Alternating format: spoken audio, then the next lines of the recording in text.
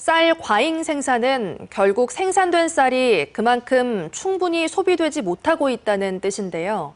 변화하는 식습관만을 탓할 수 없는 상황에서 쌀 가공을 통한 후방 산업을 육성하고 수요처를 넓혀야 한다는 목소리가 커지고 있습니다.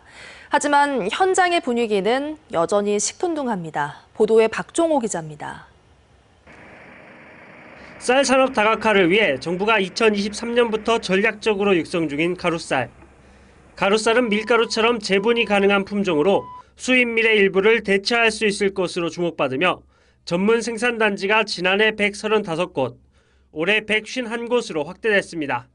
하지만 이상고온과 잦은 강우로 피해가 커지면서 올해 재배 면적은 당초 15,000여 헥타르에서 9,500헥타르로 축소됐고 농가 재배 의지도 위축되고 있습니다. 특히 올해 6월 말 기준 정부가 매입한 2024년산 가루쌀 2만 1,000톤 가운데 판매는 6.1%인 1,300톤에 그쳐 수요도 여전히 미진한 상황입니다.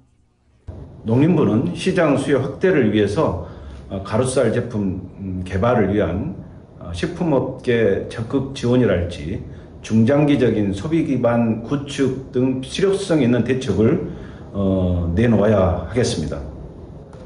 지난해 12월 12일 농식품부는 소비자 수요에 맞는 고품질 쌀 생산 체계 개편을 선언했습니다.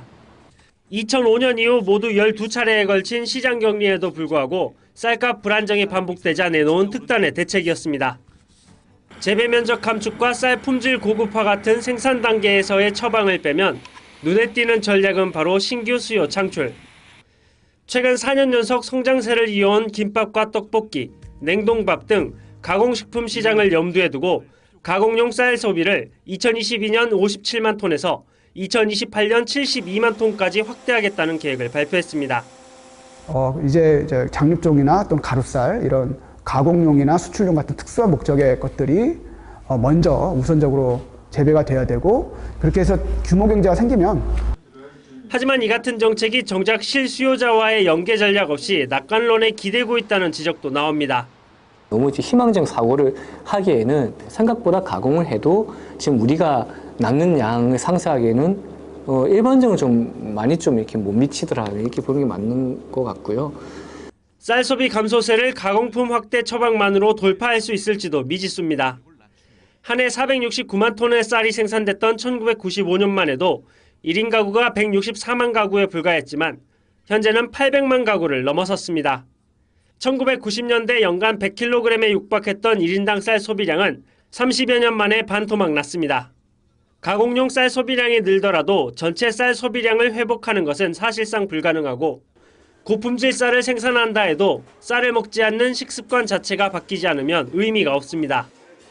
1인 가구들은 자기 한 명 먹고자 이 반찬과 밥과 국을 차려서 먹는 경우는 많지 않기 때문에 이런 간편 편리성 지향하는 이 소비 트렌드가 확산되면서 집에서 밥을 좀 안 만들어 먹는 트렌드가 확산되는 부분이 있고요. 단순히 쌀 생산량 감축과 가공산업 활성화에 치우쳐진 정부의 쌀 정책. 이제는 쌀 소비 자체가 줄고 있는 식생활의 변화에 주목해 정책 방향도 생산에서 소비 중심으로 과감히 전환할 필요성이 커지고 있습니다. MBC 뉴스 박종호입니다.